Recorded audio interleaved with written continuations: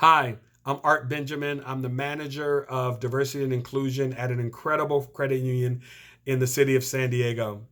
I'm coming to you again because I wanted to spend some time unpacking a little bit more about what I talked about in my last video. I talked in my last video about the foundational elements of a strong diversity and inclusion program. The foundational elements of a strong diversity and inclusion program. And I'm titling this Let's Talk Diversity. And so I want to talk a little bit this morning as we get into talking about the DNI vision, strategy, and business case. The DNI vision, strategy, and business case. Now, if you remember from my last video, there were three primary elements that I believe are strategically important in order for you to build a strong foundation for the DNI work. In order for you to build a strong foundation for the DNI work, as the leader, there are three primary elements. There's the vision, there's the leadership, and then there's the structure. Again, those three foundational elements are the vision, the leadership, and the structure. Now, in this video, I want to talk about your DNI vision, and from that vision, your strategy and your business case that comes out of that vision. Now, I want to give you a resource for those who are looking for additional resources in the credit union. There is a guide called the Global Diversity and Inclusion Benchmark guidelines, and you can Google that. There is a PDF version online that you can download and use whenever you need it to reference. This document is about the global work of diversity and inclusion. It gives us standard and best practices globally of what we're seeing in the work. And so I want to use that during this conversation to really assess where you are in your program and how healthy or effective or strong your program is as you begin to build it out. Now, I would tell you that any diversity and inclusion program needs to be at a level 3 or higher in order for that program to be classified as effective or strong. It needs to be at least a level 3 within the assessment. And I'm going to go through the assessment of how you assess where your organization is in its DNI work.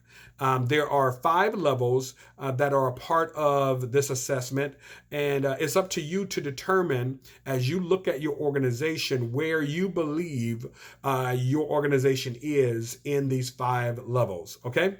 So the first level within the assessment, as you look at your organization and the DNI work, the first level is inactive. And so level 1 of the assessment is inactive. That means that there is no DNI vision, strategy, imperative, business case, goals, policies, principles, or program. There's nothing.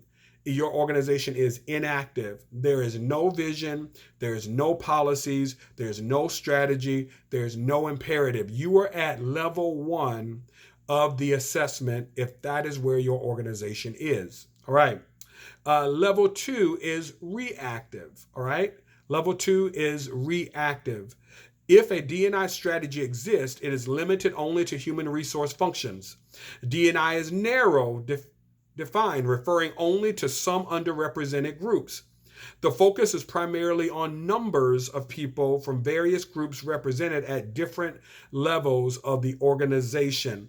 That level is level 2 of the assessment. Your organization is reactive. It is reactive. Level 2 is reactive. Level 1 is inactive. Level 2 is reactive.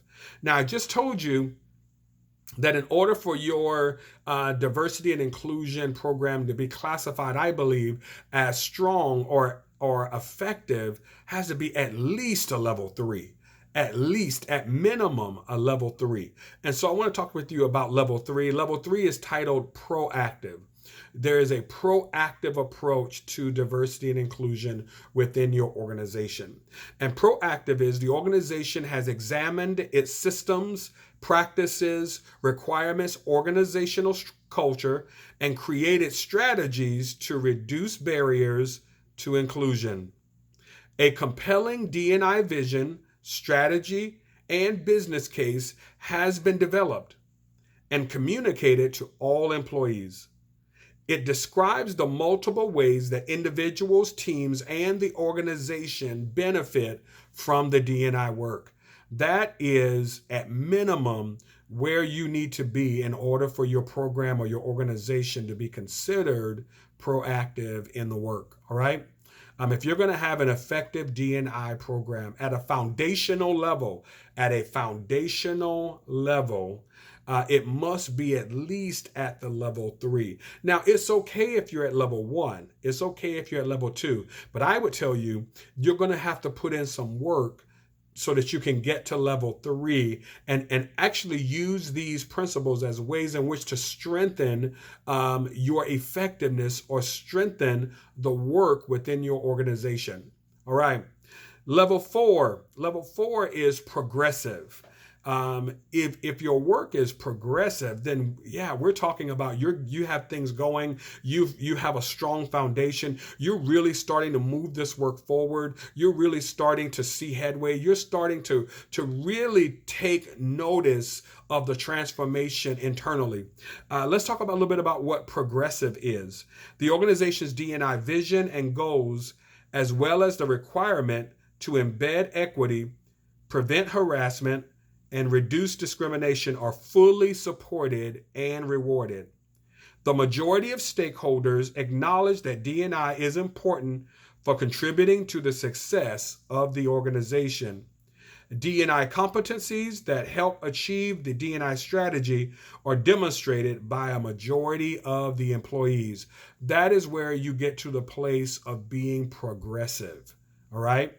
So we have progressive at level 4. If you're looking at assessing where your D&I work is within the organization, that is the level for progressive. All right.